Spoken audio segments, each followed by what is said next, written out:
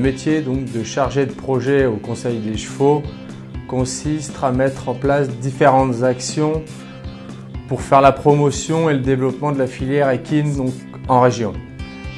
L'une des actions majeures dans le cadre de mon métier, c'est l'accompagnement des porteurs de projets à la création d'une structure équestre. Nous avons pour mission de les accompagner dans la recherche de la structure, dans le montage donc, des études prévisionnelles économiques, mais aussi sur les demandes donc, de subventions dans le cadre des montages financiers de leurs études.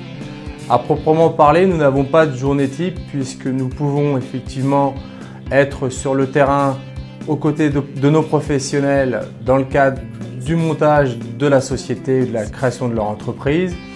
Il nous arrive aussi donc, de mener des journées de formation et d'information, d'animer des journées et des réunions, mais aussi donc d'être présent sur des salons et des manifestations grand public.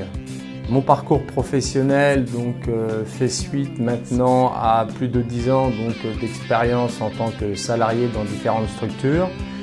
J'ai effectivement commencé à travailler donc, au niveau d'un service, d'un organisme professionnel agricole dans le conseil agricole.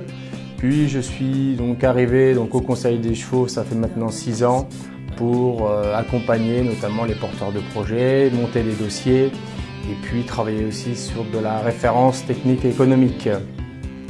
Donc moi j'ai une formation agricole de base puisque avant de passer mon BTS en production végétale, j'ai fait un bac scientifique, bac général.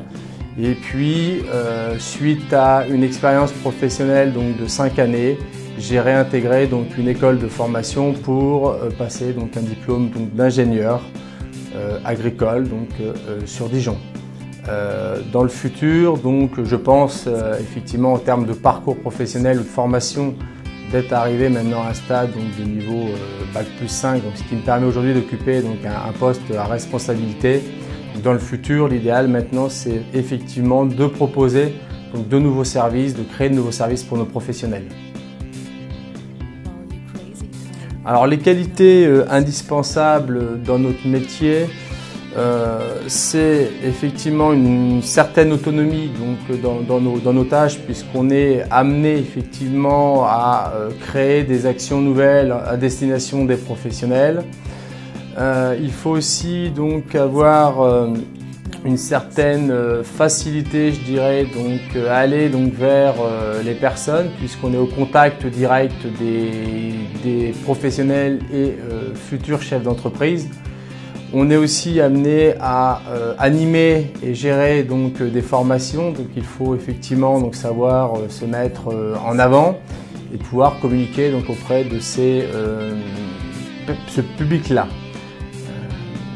Enfin, si je devais donner un conseil sur ce métier, le conseil que je peux effectivement émettre sur ce type de métier, c'est d'avoir une compétence, je dirais, assez générale, et une compétence aussi agricole, puisqu'on est sur une filière équine, une filière agricole, ce qui permet comme ça effectivement d'avoir une vision globale de la filière.